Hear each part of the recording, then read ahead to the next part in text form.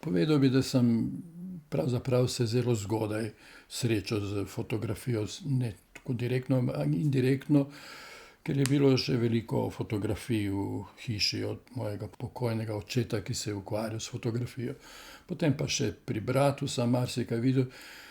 Potem moje šolanje v Ljubljani od 54. do 58. leta mi je omogočilo, da sem tudi v Ljubljani se srečal z razstavami fotografskimi. Jaz točno ne znam povedati. Jaz mislim, da so to bile, ali je bila ena razstava mednarodna v Ljubljani, katero sem obiskal. Ostala mi je pa v spominu fotografije, železarske fotografije Slavka Smoleja, fotografa znamenitega, bi rekel, Jeseničana. Ja, veste, kaj to vsak, ko začne se ukvarjati s fotografijo, potem fotografira to, kaj vidi okrog sebe, ne, in to so fotografije, recimo, da se imenuje to ulična fotografija, tako, kaj vidiš in misliš, da je pomembno, posnameš, ne, in to sem zelo pozorno sem opazoval in še zmeraj počnem naravo okrog sebe in sem seveda to fotografiral. Veliko je takšnih fotografij, recimo, ampak zdaj na tej razstavi verjetno bo nekaj takšnih odkritih, bi rekel, fotografij. Ampak spet je to bilo povezano z eno skupino. Recimo, jaz se spomnim, ko sem prvič srečal Rome, ne, in sem opazil, da so to ljudje, ki so revni, so sigurno, ampak njihovo življenje je zelo bogato in so veliko zadovoljni, srečni, veseli. In imel sem to srečo, da so me, ko sem živel v Srbiji, sem obiskal v Kragujevcu eno njihovo naselje in je tam nastalo nekaj dobrih fotografij, bi rekel. No, tako da tudi tam sem poskušal vseeno narediti, nikoli samo eno dobro fotografijo, ampak poskušal sem narediti serijo. Fotoklub Zagreb v tem času je bil zelo aktiven. Tam je tudi Tošo Dabac prihajal, pa braća Vraniči, Solariček. To so zelo znana imena iz tega časa. In jaz sem tedaj kot mlad začetnik gledal, slušal in bi rekel, vpijal sem te vse dogodivščine oziroma fotografije, ki sem jih videl ob teh srečanjih. Tako da to je sigurno imelo svojega vpliva na moje poznejše delo. Lahko govorimo o tem času, ne, da pravzaprav so bili klubi, fotografski klubi so bili na način šola fotografije. Zdaj tega nimamo več, ni te potrebe, imamo, mislim, tudi dobre šole fotografske, ampak tedaj drugih šol ni bilo. Tudi tedaj bi moral povedati tudi to, da smo imeli eno zelo dobro fotografsko revijo, ki je izhajala enkrat mesečno, to se pravi mesečnik, Fotokino revija se je imenovala. In tu so bili tudi prevedeni članki o fotografiji ali reprodukcije znanih fotografov. Poznali smo dogajanja na fotografskem področju v svetu. Od tega časa sem pravzaprav si želel se ukvarjati vsekako s fotografijo in predvsem pa, da bi prišel v železarno, ne, in da bi fotografiral železarje pri delu. To ni bilo tako enostavno doseči. In Fotoklub Zagreb, tedaj zelo, pa tudi zdaj zelo pomemben fotoklub, je pomagal organizirati prvo razstavo Čelik in nafta v Sisku. Organizator je bil muzej Sisak in so nas, razstava je bila 66, mislim, da so nas eno leto ali celo 2 leti prej povabili klub v železarno, da smo posneli. No, jaz sem seveda bil zelo navdušen nad tem, imel sem tedaj Flexaret, to je ena dvooka refleksna kamera, 2, 3 filma in sem naredil prve posnetke, ki so bili zelo, na srečo mojo, odmevni in seveda na ta odmevnost ali nagrade, ki sem jih dobil, so me spodbudile, da to počnem naprej. Sploh jaz v fotografiji poskušam odkrivati ali pokazati ker fotografija je likovna zvrst in se mi zdi, da velikokrat pozabljamo na to, in jaz poskušam urediti fotografijo tako, da likovno deluje, to se pravi in kompozicijski, potem toni, pa ne vem, kakšne perspektive, tako da na to sem zelo pozoren.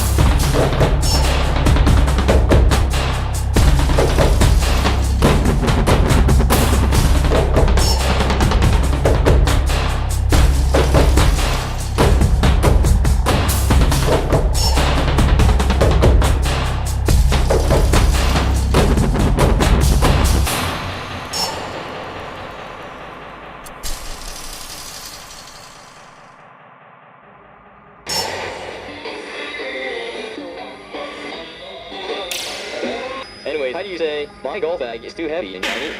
我的球包太重了。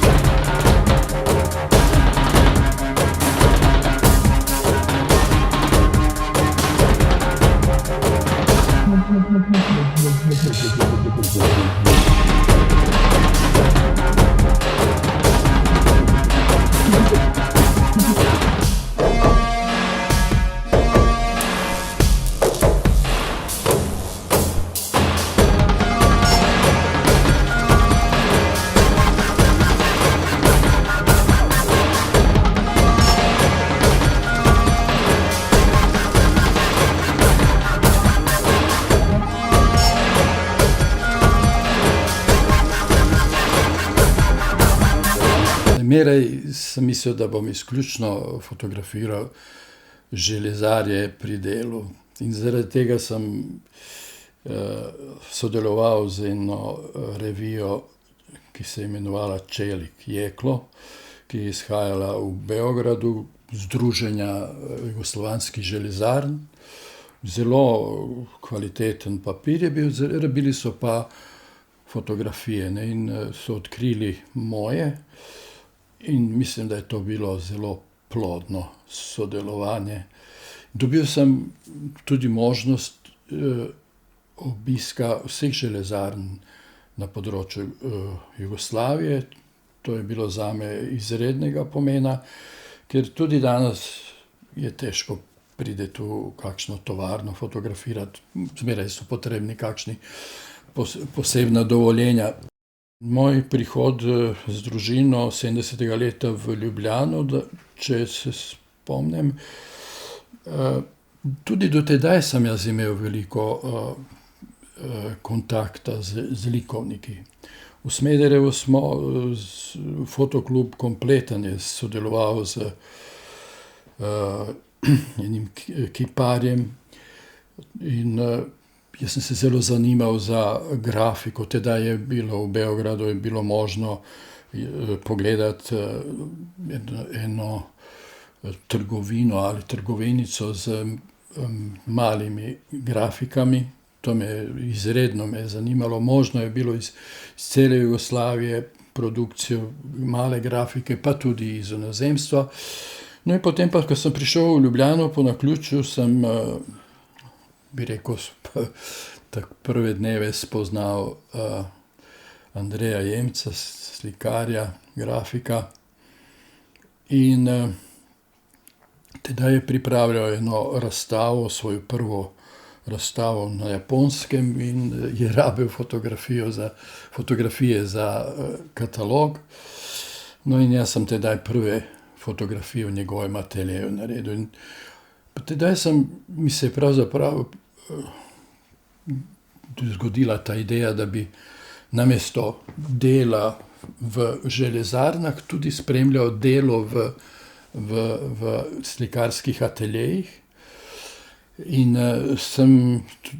ta prvo srečanje z gospodom Jemcem je pokazalo, da v ateljejih se ne dogajajo tako enostavne stvari, ampak je imel zelo velika platna, da je napenjal platna in moral celo na stopnice stopiti. In bilo je veliko fizičnega dela, pa sem rekel, saj to je tudi fizično delo, obenem je pa veliko lažje, ker so pogoji dela za fotografa v ateljeju neprimerno boljši kot pogoji v železarnah. Moje bivanje v Münchnu tam 81. leta, ko sem odkril delo fotografinje in njene knjige, katere sem tedaj kupil, ki si izključno ukvarjala z obiskovanjem nemških ateljejev. In pravzaprav je živela od tega in Ministrstvo za kulturo je plačevalo za to. No in potem pa in ta knjiga me je pravzaprav spodbudila, da bi nekaj takšnega naredili v Sloveniji. Tako da to, kar sem naredil do 81. obisk recimo enih 15 slikarjev, no in potem pa sem od 81. do 83. obiskal seveda še več, tako da sem pripravil material za eno knjigo, ki je izšla 94. leta. Seveda pomagal mi pri tem Aleksander Basin kot pisec teksta.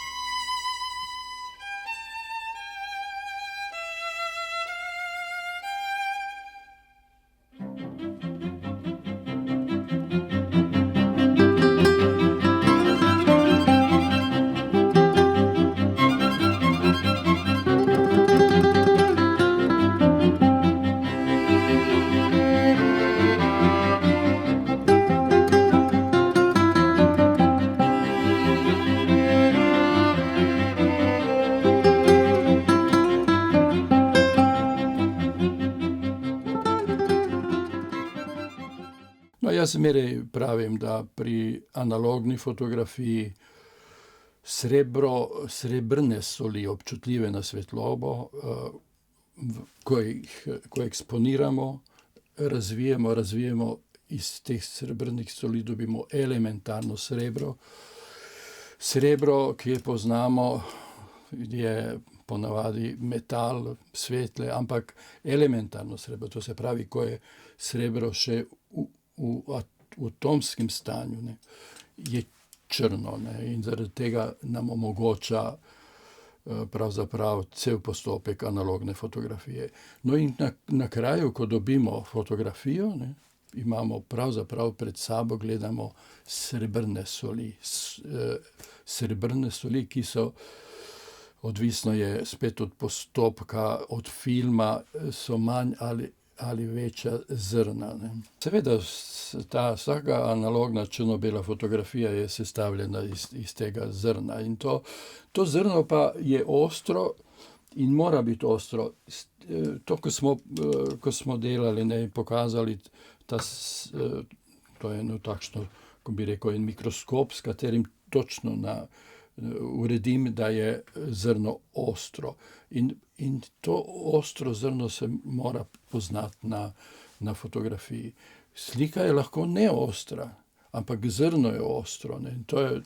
To je včasih težko razložiti, ampak zelo pomembno je, ne. In ko gledamo fotografijo, pravzaprav gledamo to zrno. Velikost zrna je odvisna od filma, to se pravi, imamo takšne filme, ki so sitno zrnati pa grobo zrnati, ampak razlika je v občutljivosti. Manj občutljivi filmi imajo manjše zrno, bolj občutljive veliko zrno. No, jaz sem se zelo zgodaj odločil za Ilfordov HP5, to je en bolj občutljiv ali visoko občutljiv film. In on ima, na moj način razvijanja, ima zmeraj enako velikost zrn. Ampak res, vsak film, ki ga razvijem, to se pravi, dam ga v takšne ovitke, da je zaščiten, potem pa naredim kontaktno kopijo, ne. To se vidi potem, te majhne sličice, ne, to je zdaj trenutno Leica format, pri srednjem formatu je boljše. No, in potem pa naredim in že izbor v tem, ne, to se pravi, pri analogni fotografiji veliko se ukvarjamo z izborom, kdaj bomo pritisnili, zdaj to nas prisili že to, ker film nima neskončno možnost. Potem pa naredim spet izbor iz tega, recimo to je 32 posnetkov, sem naredil izbor 2, 4, 6, 7 fotografij, ki mislim, da so boljše, in potem to naredim v formatu 9:12, 9:13. Na tem formatu pa si ogledujem, kakšen je, se eventualno, če popravljam izrez ali ga dam celega. No, in od zadaj pišem pri izdelavi fotografij, pišem še podatke, še kateri filter sem uporabil, če delam pri več kontrastnih papirjih. Potem napišem tudi eventualno še, če kakšno dodam, kakšno osvetlitev s strani ali karkoli. Ali recimo včasih je potrebno tudi izravnati kakšne linije, to tudi vse si zapišem, tako da drugič, ko delam fotografije, potem pa si to... Predvsem pa naredim eno manjšo, preden delam fotografije, ki jo bom razstavljal, zmeraj naredim najmanj eno manjšo, recimo 18:24 ali 24:30 fotografijo, potem pa to uporabljam pri izdelavi večje, ne, ker si pomagam, da bom dobil takšne kontraste ali takšno zatemnitev, kot si sam želim.